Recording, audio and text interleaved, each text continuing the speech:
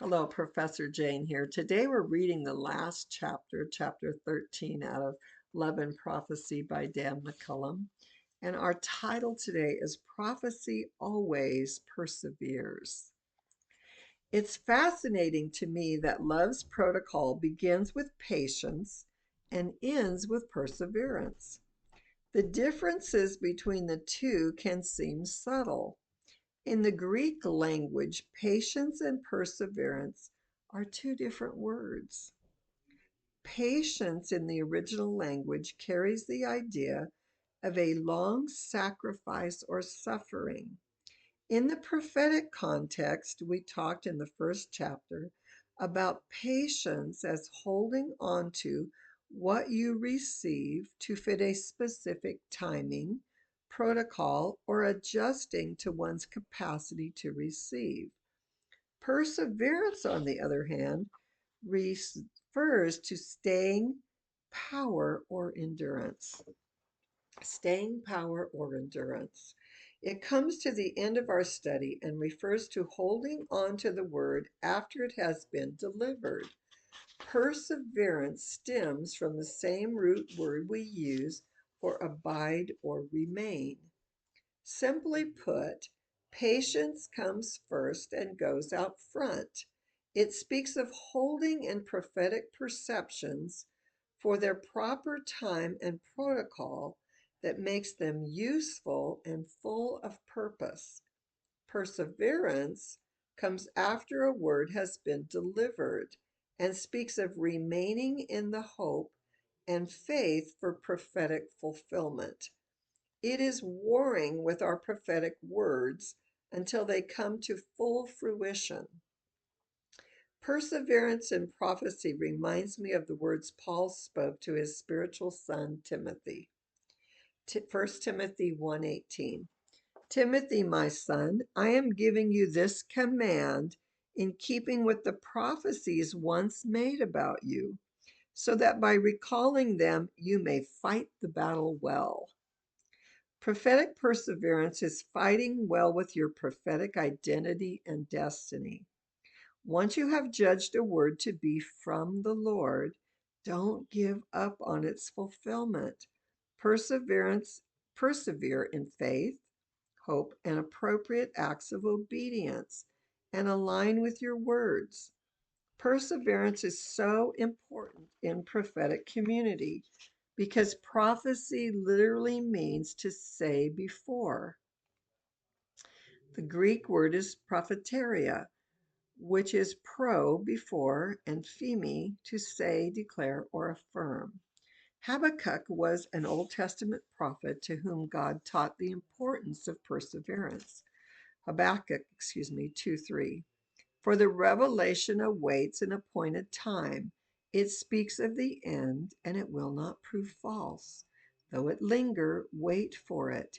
It will certainly come, and it will not delay. Healthy prophetic community members understand that we often perceive things before they happen with such vivid detail and intensity that they seem urgent and current. Often, what we perceive is speaking of an end rather than a current reality or process. If we don't learn to see in and out of time, you can live in a constant state of frustration caused by your prophetic perceptions because your reality seldom lines up with what you see, hear, feel, or sense at the time. Process and promise. I spent over 20 years with a local leadership team who were apostolic and prophetic. Often I would have a prophetic perception of a desirable future for our team. I would share that idea in staff meetings, and those ideas were not always met with a lot of positive feedback. I would leave those meetings frustrated that none of the other leaders seemed to be perceiving the same direction. Those are the moments we must be careful. Never allow your perceptions to isolate you or make you feel like the only one. Everyone sees a piece or a part. Isolation is a tactic of the enemy. As a, as a predator seeking whom he may devour, the enemy attempts to cut you off from your herd or your tribe. In those moments of temptation to be frustrated and isolated, Scripture reminded me that I was seeing an end promise, not a current process. I felt Holy Spirit encouraging me to choose to meditate on what was genuinely good about what our local church was doing right now. Focusing on the good things God was currently doing, I looked for ways that we could move toward the more desirable future that I saw. I felt prompted to share the same idea with different words and illustrations 6 months later. Still, there was not a lot of positive response. Another 6 months went by, and I felt led to share it again, using different language and applications. After 2 years, one of the team leads shared an idea he had for advancing our structure. You guessed it. It was exactly the idea I had been sharing for 2 years. Everyone responded positively, and in that moment, I had to guard my heart. I could pout that no one received it when I shared it. I could get jealous that this leader would receive the credit, or I could rejoice that it was time for that word to be fulfilled and others were beginning to see its value. Do I care more about the credit or the outcome? Where is my commitment and what is my motive? Mature prophetic communities persevere the distance between process and promise. It's not always easy to see, hear, feel, or perceive before others do. It can make you feel out of sync and out of sorts.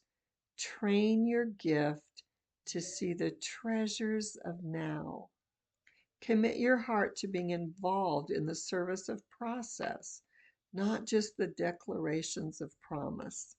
Roll up your sleeves and volunteer in something good that is currently going on in your organization.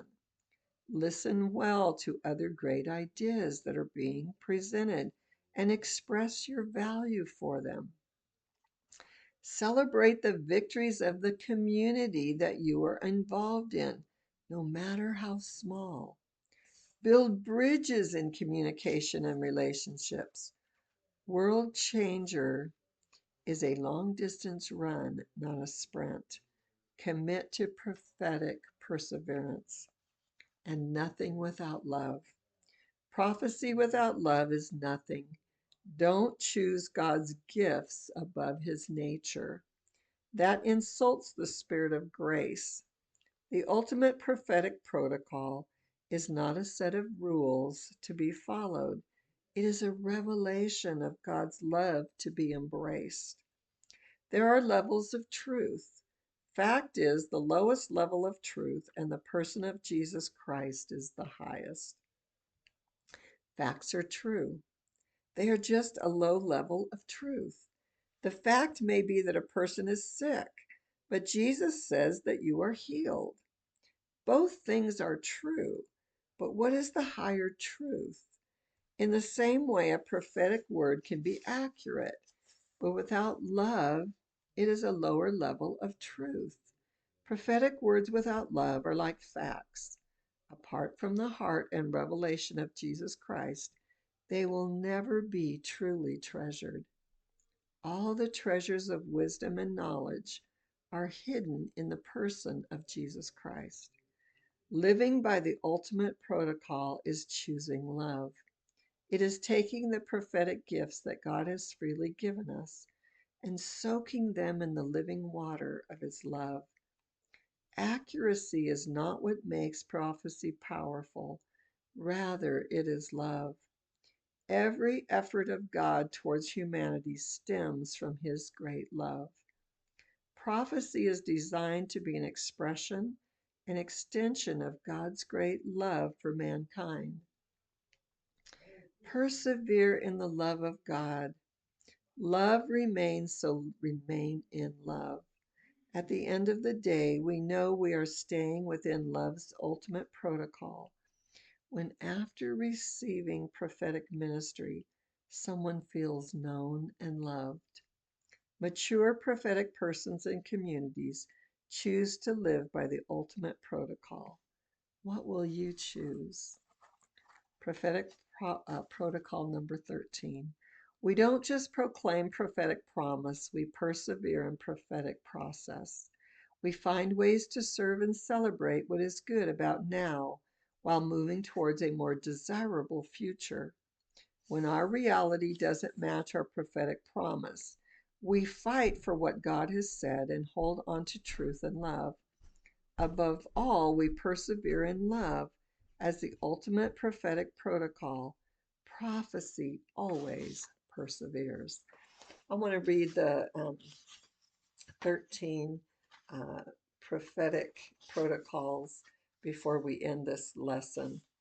The ultimate prophetic protocol number 1, prophecy is patient. We patiently wait for the right time to share a prophetic word and watch for the right way to say it, because love shares what a person can bear, because prophecy is patient. Number 2, prophecy is kind. Our prophetic words are to be soaked with kindness and compassion. Prophecy focuses only on what is helpful for building others up. We speak prophetic words in a way that benefits the listener because prophecy is kind. Prophecy does not envy and is not jealous. Number 3. We don't compete with the prophetic. We won't use a prophetic word to try to outdo our last prophetic testimony or to be better than someone else. The focus of our prophetic ministry is not ourselves, but to honor and obey the Lord and to deliver his message in love. Number 4, prophecy is humble. We speak prophetic words in a way that regards, honors, and leaves room for the input of others. We don't allow the fulfillment of a prophetic word to inflate our egos or attach to our identities, because prophetic words are his words, and our greatest identity is as his sons and daughters. Prophecy honors others. We don't use prophecy to dishonor people. It's not honorable to publicly expose sin. We use prophecy to uncover treasures of the heart in believers and pre Christians in order that they might better know and worship God. Number 6, prophecy is not self seeking. The focus of the prophetic is God's great love for the person that we are ministering to. We recuse ourselves from situations where we have a strong soul connection or a vested interest in the outcome. We don't prophesy when our words are contaminated with self interest. Number 7, prophecy is not easily angered. We prophesy carefully when we are angry, irritated, or provoked. We don't take on the offenses of others and respond with prophetic retaliation. Number 8, prophecy does not keep a record of wrongs. We don't let the failures of a person's past limit their prophetic potential. We don't allow what we discern keep us from looking for the treasure. Number 9, prophecy does not delight in evil but rejoices in the truth. Prophecy always partners in love with the highest good concerning the individuals we prophesy to. If we foresee a potential disaster or hardship, we seek the most redemptive solution possible in that scenario. Number 10, prophecy always protects. We never share confidential information in a public setting. We realize that some prophetic information serves for the purpose of context rather than content. Our goal is to know one another after the Spirit and protect people in love. And number 11, prophecy always trusts. We trust that we can hear the voice of God because of what God has done in us and for us and through Christ.